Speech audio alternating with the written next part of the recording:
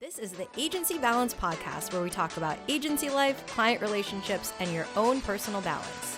Agency Balance is sponsored by SmartAcre. SmartAcre helps you automate, enhance, and accelerate your B2B marketing. Visit GetSmartAcre.com to get your free marketing and sales assessment.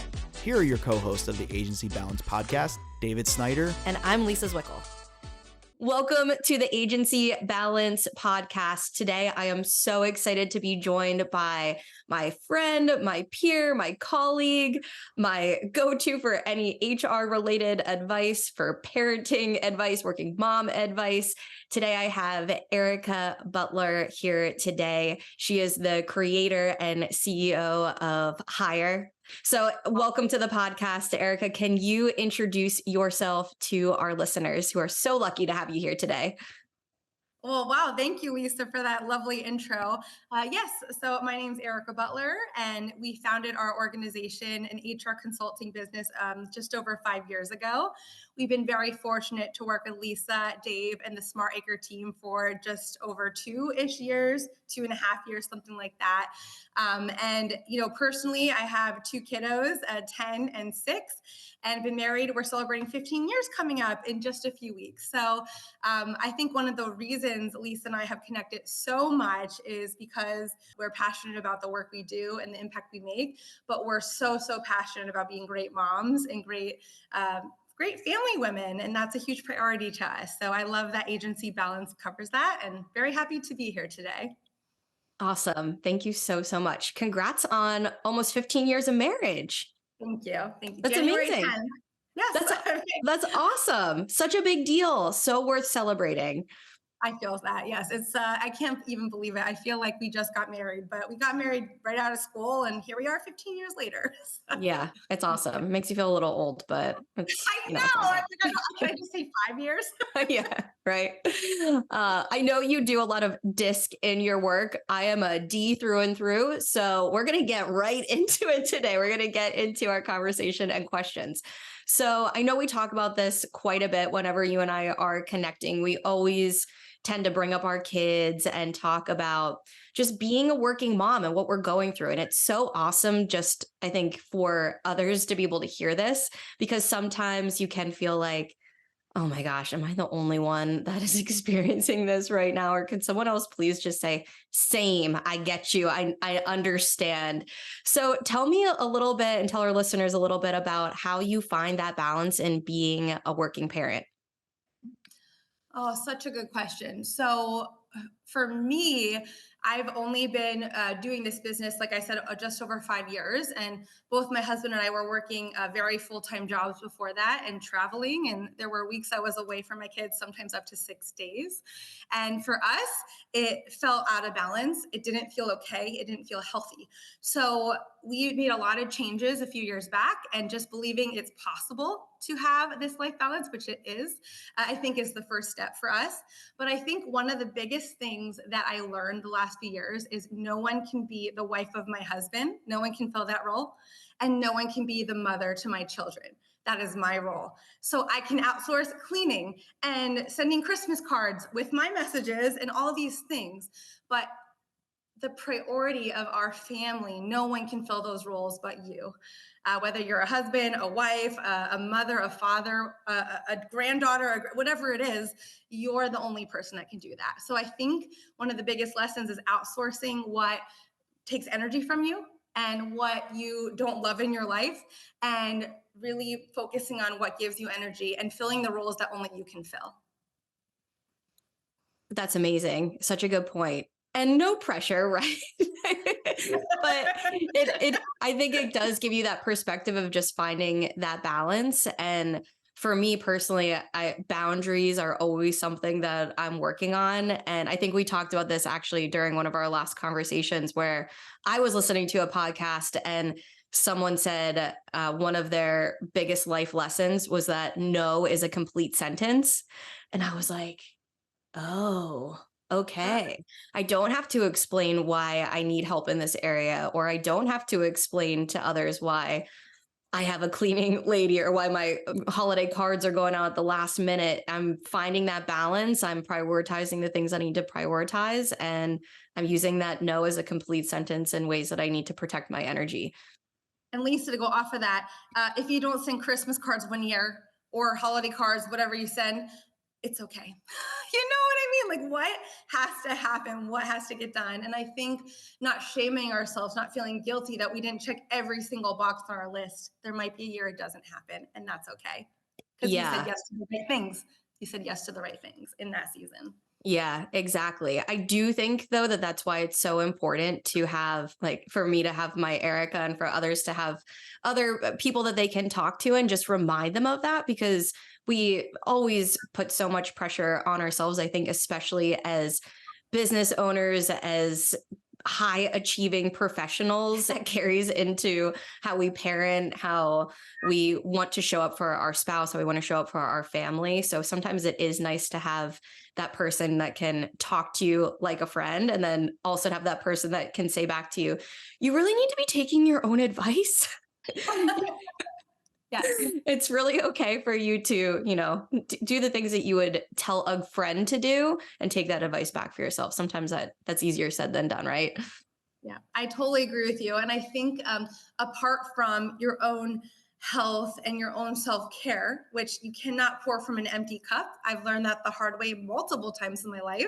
If my cup is empty, I cannot show up for my kids, for my spouse, for my parents, for my business, the things that matter to me. And that is for me the only thing I really protect fiercely. It's my exercise, my health routines, what I need to feel well mentally, spiritually, emotionally. I think that is the one thing that is just top priority to be able to do the rest. I agree. We're definitely going to continue this conversation from the perspective of working moms, because that's such a big part of who we are and what we do.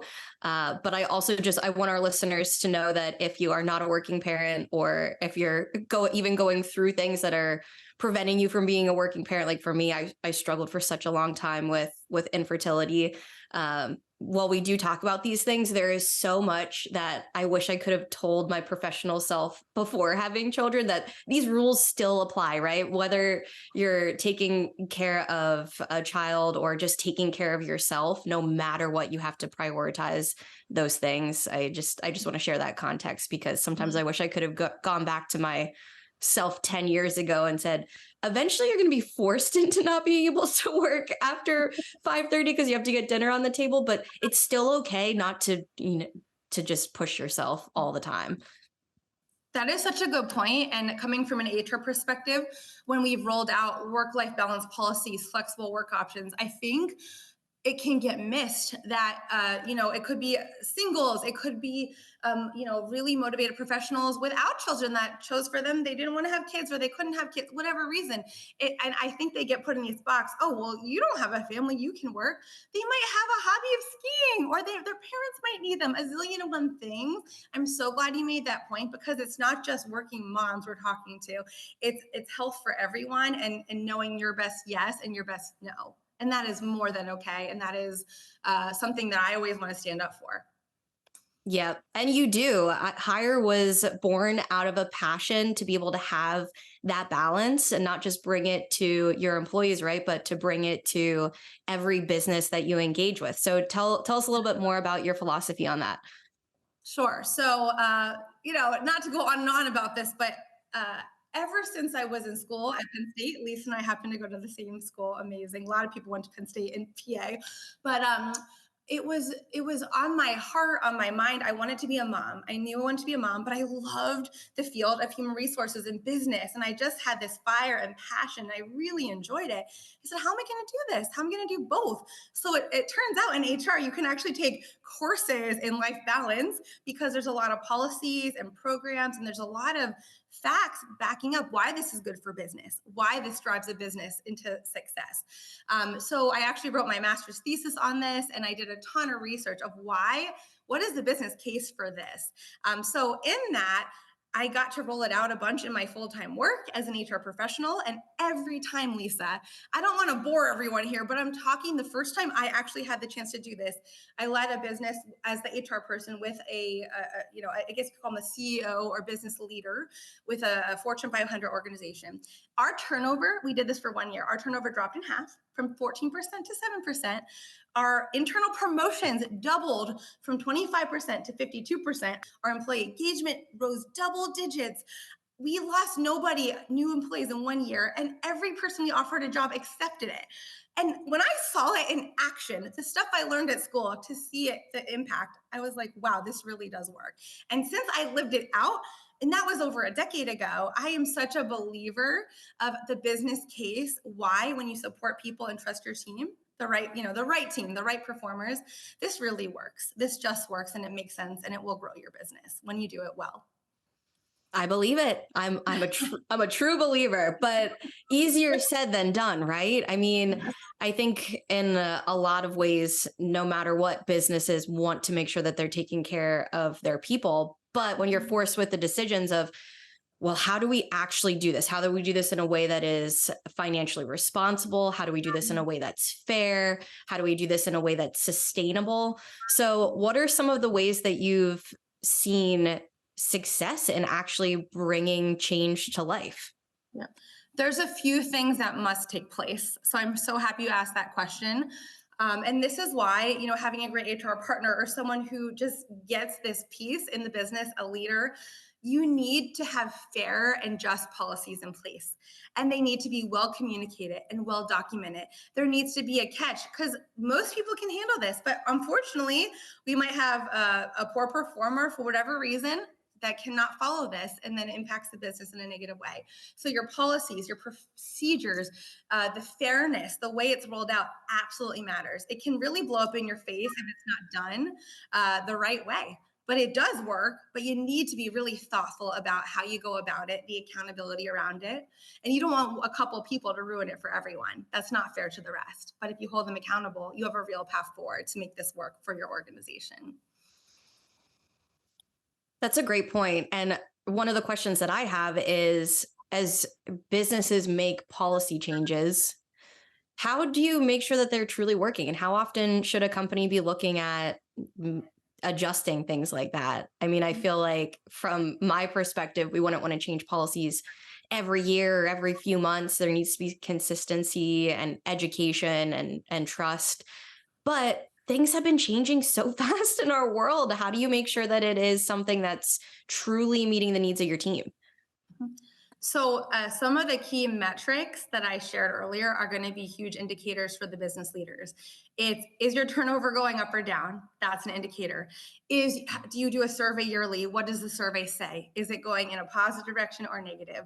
Are people getting promoted internally, or are you having to keep recruiting for talent? Are they engaged? Are they growing, right? If not, that's an indicator that something's missing on our team, because most people do want to grow and want to learn new things and be challenged.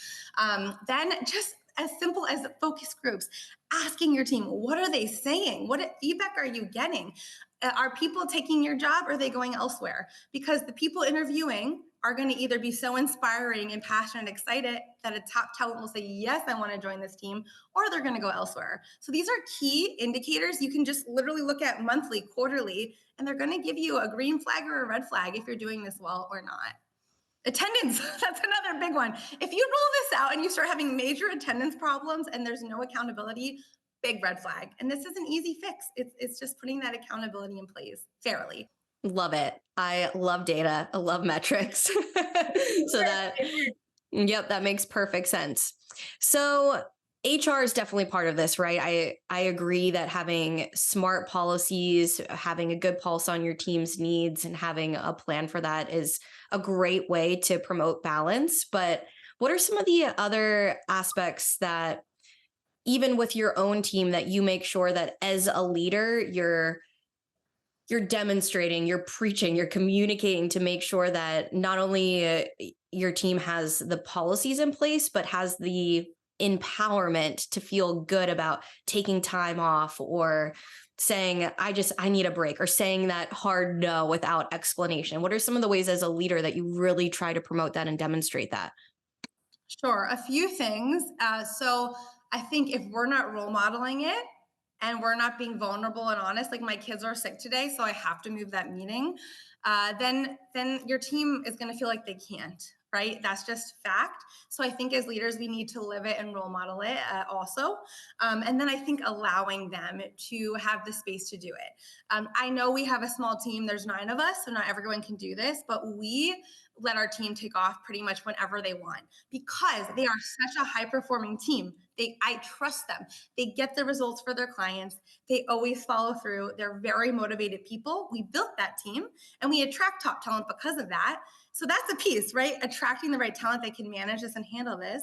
But the other piece is we cover for each other. Almost always we have a backup plan. Almost always we have 2 people on an account. So if one person's sick or their kids are sick or they have a family trip coming up, the other person steps in, we communicate, we have trust and respect.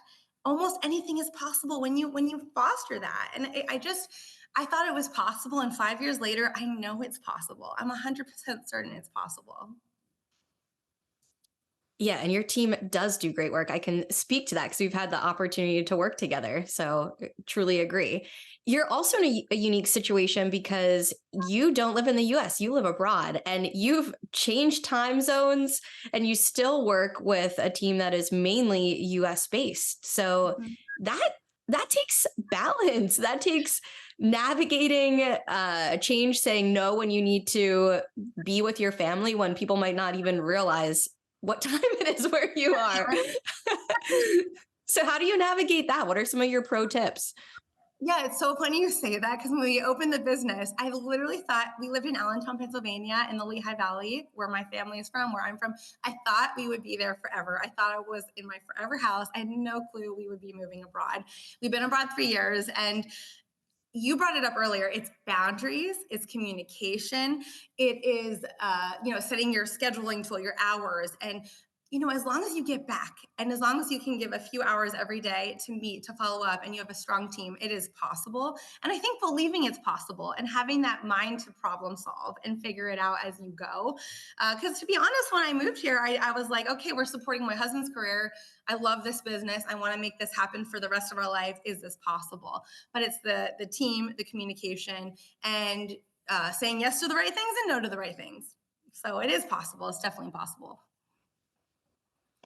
It sure is. You're making it happen every day. And you've navigated a lot of change for your family, being able to move around and still maintain consistency. You communicate with your customer base. I think anyone that's on the Hire newsletter should be excited to see what Erica's backdrop is going to look like in her videos, video messages that she sends out, because no one would know that you're moving all over the place. You have that consistency, yet you still navigated a lot of change, which as a parent, I can only imagine how hard it would be to keep everything afloat while not really knowing where your new house is going to be. Well, Lisa, I have to add, and this is because since day one that we've met and helped each other, we've been able to be super vulnerable. We've laughed together. I've cried in front of you, all kinds of stuff, and we had space for that, and it's such a beautiful thing. But we did awesome business together still. And it is hard. I don't want to, like, sometimes I'm posting on LinkedIn and be like, I learned this from Poland and this and that. But it is hard. I have moments of like, we lived out of bags for 5 months. We did not think that would be the case. And that was very hard, momming a 10-year-old and a 6-year-old. However, what I have learned is we didn't grow the business as fast then. How would I? My goal was to take great care of the current clients and the team. So I am in growth mode now that I'm settled. I'm back in growth mode and we have a lot of goals we're reaching out for. But I have to be okay that this is my current life, what I can do, and give myself kindness that we're not going to grow as fast in this season because my family comes first and they need to be settled. And that took a bit for someone, I have that D in me too, that disc. I'm an I, but I have that drive. And my second is D, and I want to drive and get results. But you will. In a few months, you will. So I've had to become okay with that. And it does work as long as you take good care of the people in your life now, which is possible. You might not grow, but I think that's to know the season you're in and be okay with that. Yeah. And just like balance, growth is one of those words that you can describe in so many different ways. And as a business owner, this is something myself and Dave and Jeff, my partners, we really try to communicate to our team. This might not have been a huge growth year in terms of our team size or our revenue, but it has been a huge growth year in how we've been able to learn together, how many clients we've been able to support, the type of work that we've done. And that's such an important message because you set realistic expectations. You had clear goals for the business. And while it might not have looked on paper, if you're looking at your numbers, that it was a big growth year, but even for you as a leader, how you navigate that and what you learn from that, I am sure that you grew in that moment, because anytime that you're challenged and accepting of that and being able to roll with the punches, you're going to grow. You're going to take something away from that experience. It is so, I'm just like nodding my head with you because what you're saying is so, I just identify it with so much. And I want to give you one very tangible example that just happened last week. So we had our hire team meeting. For me, it's at night. For the team, it's in the afternoon. My husband leads the finances. He's a CFO. He's great in finance in general. And he was on a work trip, another dynamic piece of our life. There's some travel, right? So he did this whole video for the team and he said, we grew this year and blah, blah, blah. But to be honest, because I'm going to always be transparent, our revenue did not grow grow really last year, but we had an awesome year. We had a good year. We were happy with our profits. We ran efficiently as a business. And I said, well, Travis, that's not true. We didn't grow. Why are you telling the team? I literally asked him, why are you telling the team we grew? We didn't grow our revenue top. He's like, we did grow because we ran better than ever. We ran and we had healthy margins and we grew as a team. We got new business that is going well. We have a bright future. I think you're right what you're saying. It's not always this top line revenue that comes and there's a time for that, but there's other parts of growth that you need to celebrate and give the team credit for it, yourself credit for. You're dead on. And I think we need to realize that. And it helps us in our life balance when we can feel good about that. I'm celebrating this year. It was a great year. As you should be celebrating. It's always worth celebrating. There's always something to celebrate, to find the positivity in that. Mhm. So, I mean, we've kind of gone into this, but I did want to hear more about your thoughts on helping business owners and as a business owner of finding that balance between people and profits. And I think, like you said, having clear expectations, knowing what your goals are, what's realistic, is a good way to help find that balance. But what are some of the other ways that, especially as a CEO, that you can look at, okay, here's what we need to do financially, and here's how we take care of our team in a smaller organization? Because I am part of one. I know that sometimes it does make it a little bit easier, but I can only imagine when you scale that and when you grow that, and when you, as a leader, get a little bit further away from the people and you're more just looking at the numbers, how that can be really challenging to balance it. Mm. Such a good question. And I actually really thought about this. So what I have found, I'm just speaking from personal experience, it's not profit or team. They just are so blended. They just go so hand in hand, because when you have the right team, the profit grows and the profit is there and you run a successful business. So what I have found is always pick the team, always prioritize the team, but you can't just give $5,000 bonuses to everyone and go broke. You can't do that. But can you do a really heartfelt note and gift card if the sales are down that year? What can you do that shows your team that you prioritize them, care about them, being creative? I will say in general, like I said, prioritize the team, but there might be a really rough year. It happens in major Fortune 100 organizations and small businesses that you just lost some key clients and you need to let some people go. And that is so hard and is so, it just is not fun for anyone involved, but it's the right thing for the business and for the majority of the team. And I have learned not to feel it's sad, it's hard, but it's the right thing to ensure that business moves forward. And if you communicate that the right way in your real relationships, you're still putting the people first, you're being honest and transparent. The message is not always fun. But if this is the reality, I heard, I really like this woman. Her name's Christy Wright. She's part of the reason we were able to start the business, a women's conference. She helps women start businesses. Years ago, I went. And she says, if your business doesn't have a profit, that's a hobby. So if you want as many people to go with you as possible and have a future, you have to make those hard decisions sometimes. It's not personal, but you got to do it. Yeah, sometimes the best way that you can take care of your team is by being financially responsible, and how you communicate that, how you make sure everyone knows these are the decisions that we're making. This is the change that we're making because we want to take care of you, not just today, but into the future so that you're consistently rewarded and have an opportunity to grow.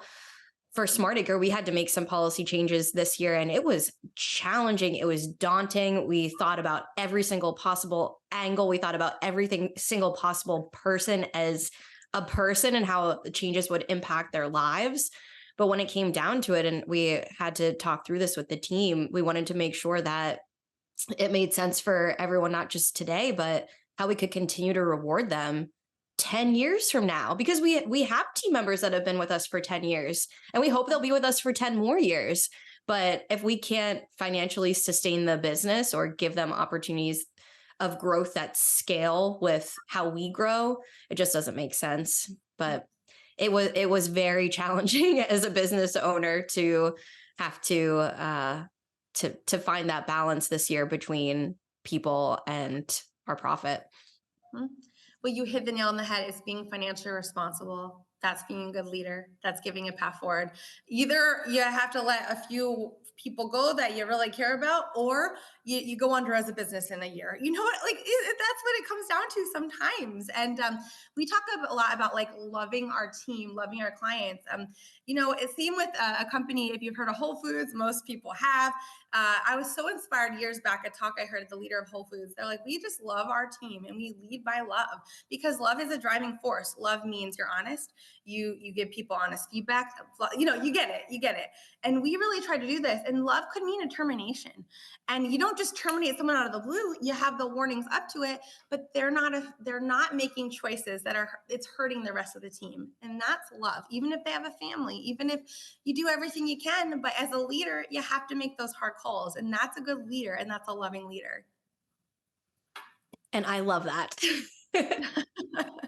It's hard, but it's the right thing to do. Yep. Yeah, I love Brene Brown. I love her work. One of the things that she says about feedback is clear is kind.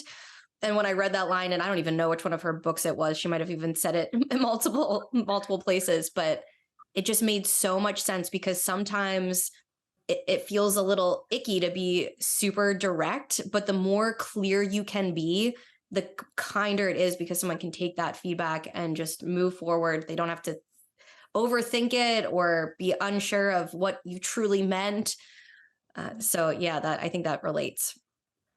Well, going off of that, in my 15 years or so plus of experience, I have found the hardest things for even very seasoned senior leaders, we're talking 30 plus years of leadership experience, is the first warning, the final warning, the performance improvement plan, that termination, losing sleep, sick to their stomach, like physically ill because they don't want to have this conversation. Very seasoned leaders. So I just think people who don't like this, leaders, they need to give themselves, again, kindness and give themselves the benefit of the doubt. Still the right thing to do. Doesn't mean it's easy, but this is what I see as one of the number one blocks of people of being an effective leader, the accountability piece, but how important it truly is. Yep, that's a great point. Mm-hmm. So anyone listening, just remember, you can do hard things. You got this. I heard one leader say, I was in this training, he's like, I just don't want to be the bad guy. I don't want to be the jerk. I'm like, well, because you're letting these two employees in your team act like that, you are being the jerk. You're being the jerk to the 10 other people that are suffering because of these two employees that are rude, that are late, that are, I mean, when you think about it like that, it really flips your opinion about the actions that you need to take to be a good leader. That's a great point. And sometimes it's so helpful to have that perspective and to be able to look back a few months later after you make the hard decision or you have the hard conversation and see your past employees thriving. I've never had a situation where we've had to part ways with someone and they're struggling. We always look back and it's like this makes sense on both sides, right? Like it might be really, really hard to understand in the moment, but then that change, sometimes you just need to let someone spread their wings and fly, because they're maybe just on the wrong seat, and sometimes they're on the wrong seat on the wrong bus. Mm-hmm. Don't drag it out. Do not drag it out. The sooner the better, sometimes with support, with training. One tangible thing, I know you and I like tangible things when we're meeting, and we're just very tangible, and we're like, okay, action oriented, let's make the change, do what we need to do. That D in us, that disc D in us. So it's funny because it's actually with the ADA, Americans with Disabilities Act, but I actually think this mindset applies every day when you're leading a team. So it's this profit versus employees first, right? Reasonable accommodation is a term they use in the ADA. Is it reasonable to give your team member A, B, and C? Is that reasonable? Or is it an undue hardship? Also something used by the ADA. And this is a good like testing thing to ask yourself these things. Is it reasonable? Or are they really taking advantage of attendance policy and hurting everyone else? Is it becoming an undue hardship? Is it hurting our team, hurting our business? If the answer is yes, then there needs to be something that is done. There needs to be an action. So that's kind of like a little test that I think can be helpful for leaders new to dealing with this kind of thing. I love that, because I think one of the most important things is, as leaders, you have to, like you said, you have to be able to react quickly and know when to make a judgment call. Sometimes know when to have that hard line in the sand versus hoping that your gut whispers you the right decision to make. But definitely as a team at Smartiker, this is one of the things that we are really trying to work on, is how can we make sure that we are more time bound to when we recognize a change needs to take place, and how can we make sure we have a clear decision tree of why and the path forward. So it's not so much, it becomes a little bit more process oriented, and managers are empowered to know, okay, that this has happened more than one time. I can't just let it slide again. We have to make sure that we're making a change so that it's still working for the greater good of the entire team, for the entire agency. Many times it's not just that performance issue with that employee. When you look at the engagement across the team, losing talented people, the cost is normally much greater than you realize in the day-to-day. If you really step back as a leader and think about the influence this individual has that's not a fit, the cost is normally much greater with clients, with sales, with a lot of things. But going off of this, Lisa, I had it handy just in case, but one that I love to read, as you know, we talked about this. I'm reading this book called The Diary of a CEO. It's by Stephen Bartlett, and he has led several companies. He has interviewed many people all around the world, like thousands of successful leaders. And it just goes hand in hand what you and I are talking about. It talks about, as a leader, one of your most important things is recruiting the right team and those high performers. And those high performers will not like or put up with a performance issue. Of course, if there's sickness or there's something, that's one thing. But like an actual person that's not engaged, not adding to the results. And it's just so fascinating. It says, I consider the most important job of someone like myself, like you, Lisa, like me, it's recruiting. I built a lot of my successes off finding these truly gifted people, not settling for B and C players, but really going for the A players. It doesn't make sense to hire smart people and tell them what to do. We hire smart people so they tell us what to do. And taking it a step further, they literally make a machine. I know because I'm living it, because I've seen it in action in other companies.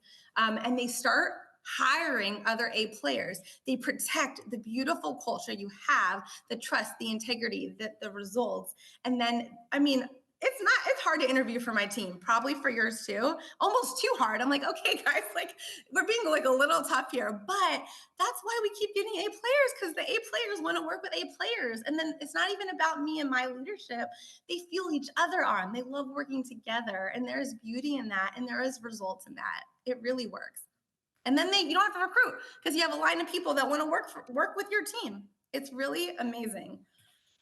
You know, it's so awesome that you bring up that book. And this was completely unplanned for anyone listening. But actually, Stephen Bartlett, he spoke at Inbound this year, which is one of the big conferences for marketing and sales technology. So many members of our team heard him on stage during one of the keynotes. It's probably, I think you can still watch it if anyone wants to check it out, because Inbound did record a lot of their keynote sessions. And I agree. He is brilliant, so inspiring. And we've taken a lot of his philosophies internally as well. I think one of the things that he said when determining when you need to make those decisions with team changes is, he had a pretty simple formula. And I don't know if he says this in the book. I'm going to have to grab a copy, but it was very clear. Is this person raising the bar, are they basically maintaining the bar or are they lowering the bar? And he said, we want people that raise the bar. If anyone is lowering the bar, it's an easy decision. If they're just maintaining the bar, then we have to continue to think about ways that we can get everyone to rise above. But when you do have that culture of bar raisers, whew, that is It fun. feels itself. It just makes your job so much easier because it's already happening. And I literally learn, well, you know, because you've worked with several of our team members, I learn from them. And they, in many ways, are smarter than me. And they lead, like, it's so fun because they always say, oh, I work for Erika. I'm like, you work with me because they lead projects and I report to them on projects. Like, there's several projects that I'm reporting to them because they're better than me at many of the things that we're trying to do. I don't know how to make a website, and some of them do, thank goodness. And you know, they carry us forward. It's hiring those A players and not settling for less for the beautiful impact you're having as a company and the goals that you have set. I love that. That could be an entirely separate season 3 agency balance. Here we come. Bring it on. Bring it on. So I know we only have a few minutes left. I want to be mindful of your time. One other thing I did want to touch on, because this has come up in our previous conversations, and I think it's so inspiring just how you bring your children into the fold of your career and of working, between how you include all children in higher events and how you make sure that your children can see you working. So tell me a little bit more about how you find that balance between, okay, mom's in a meeting, I got to shut my door, versus come on in. I love that so much. There's meetings I tell my kids, like, so I have a schedule that because of the European time, normally my husband will cover 1 or 2 nights a week. And then I'm in meetings. And I just tell my kids in advance, this is a meeting you can come in and this is one you can't. And because they're 10 and 6, if they were toddlers, that probably wouldn't be the case, but they get it. Anytime it's a team meeting, they can pop in and say hello. And the team always welcomes them as I welcome their kids. But I think it's the small and big things. Like, we, every year, every summer, we get together as a team and the kids are always invited to our celebration. We have awards for the kids. We try to make it, fun for the kids, and just that they are part of everything, the pictures, all of that. I know, I'll just give you some specific examples, but sometimes I think you work with Jen, but she sends stuff to some team members just to mail things, and her kids always draw pictures and she puts it in the mail. Sometimes it's to Canada, sometimes it's South Carolina. And I literally see emails across my desk saying, thank you to Maggie for that picture. And like, the team, it's just like a sweet thing. We pull That's them in. so amazing. Yeah, but even events, my kids will help me set up if I'm doing a training and it works for them. They like getting involved. And we're not there yet because none of our kids are this age, but maybe I think there's like 8 or 9 kids at this point across our team. And internships, yes.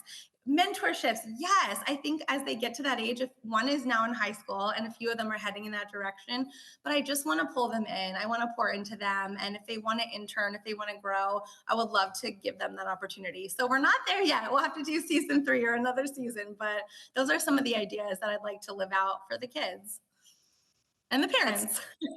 That's incredible. It's, in my opinion, it's so important for your kids to be able to recognize that you work, you're smart, it just gives them I think it can be inspiring, as long as you bring them into the fold and help include them, so they don't feel like, okay, that's such a hard boundary between mom's at work, she can't talk to me, versus I get to see what she does, and that microphone on her desk is kind of cool. Just to be super transparent, I think because I grew up with a wonderful mom, a stay-at-home mom. She worked until she had the 3rd kid, and then she was home with us. And I think I thought in my head I couldn't have both, and maybe that's why I did my thesis on this. And I'm like, it's not possible. But to see my kids ask questions and care, and see that we're there for them, but also we have this other thing going, and we update them when it grows. And they're like, I can't believe how much they want me to do it. I've literally asked them at times, are you okay that mommy does these night meetings? Are you? And they always say yes. And I said, if they didn't say yes, I will, I might have to still do it, but I can't believe how much they're cheering it on, and how much I just wasn't expecting that. So to me, that was a nice surprise. Yeah, I love that you've asked them for feedback on that. I think too, from from how Kent and I, my husband, how we operate. When I have to do things for work that pull me away from my normal responsibilities as a mom, my kids get really excited. They like have daddy time. It's a special thing. So that's often in the agency balance and on LinkedIn. I try really hard to talk about working parents because I feel like I would not be able to be a great working mom if I didn't have the support of my fellow working parent, who his career also gives him a lot of flexibility without any stigma to be a co-parent with me. It's why I think policies, you have to think about that. You have to make sure that you're not just giving leave for moms when you have a baby, but parental leave, and just being really open minded, because I could not do it without my better half. It just would not work. And the dads miss out. And I'm so happy you're talking about this, because I do think it might have been a cultural thing for a long time. I don't know, but the dads want to be there. My husband wants to be there. He does not want to miss anything. And I think it takes that partnership, right? And this co-parenting.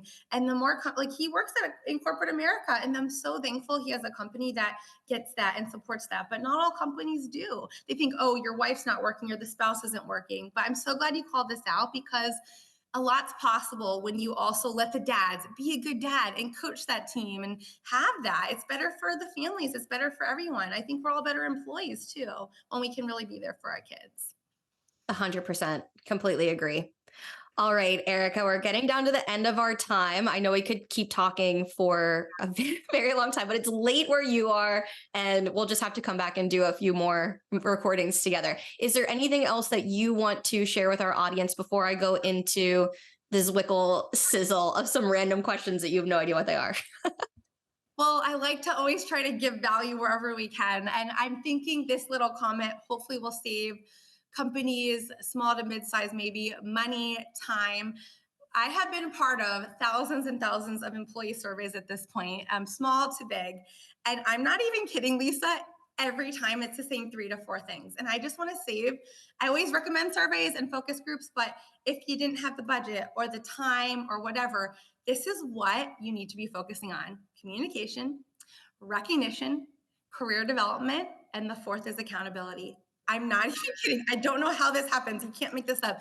Every time, whether corporate America, small business, these are the things that are the trends.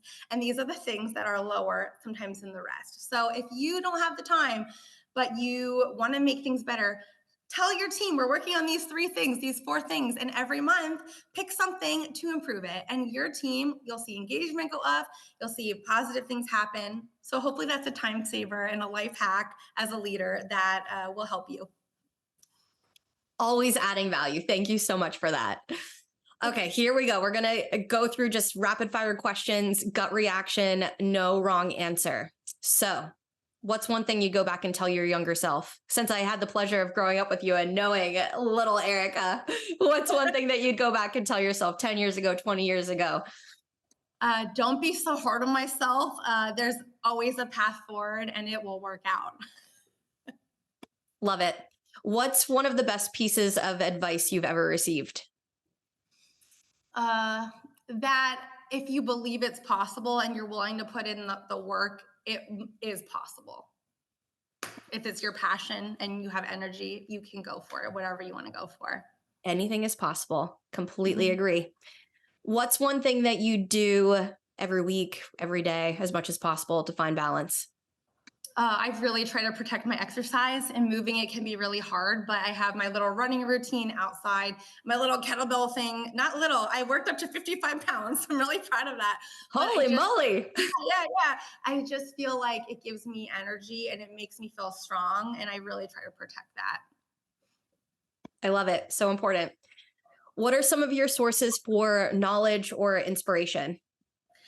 So I am reading all the time. So like this book by Stephen Bartlett.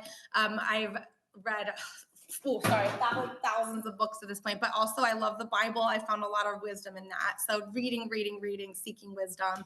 And I take it as mentorship. Just because we're not meeting these people doesn't mean there's not wisdom in these books that we can apply to our life. Incredible. Erika, you are so awesome. I'm so proud of everything that you are doing for your business, for yourself to protect your energy, the thought leadership that you're putting out there, and the ways that you've helped SmartAcre grow and challenge ourselves and be better leaders for our team. So thank you so much for sharing your wisdom with our agency balance audience. I always enjoy talking to you. It's just so refreshing. Well, I have to say it right back to you, Lisa. I think what I have found, what I think will sustain me for my life doing this is working with people like you, Lisa, that give me energy, that have passion, integrity, that do what they say they're going to do. Not everyone is like that, I found in business, right? And it's finding your tribe, your people that you share the same values. So I cannot thank you enough for the wisdom you've imparted to me the last few years and how you've really helped shape our company, our marketing, all of that. You guys are amazing. Oh, so Seriously, happy. you know. Oh, awesome. Well, more people need to benefit and hear your voice. So tell our listeners where they can find you. Yep. So our website is www.gohire, which is HIHR.com.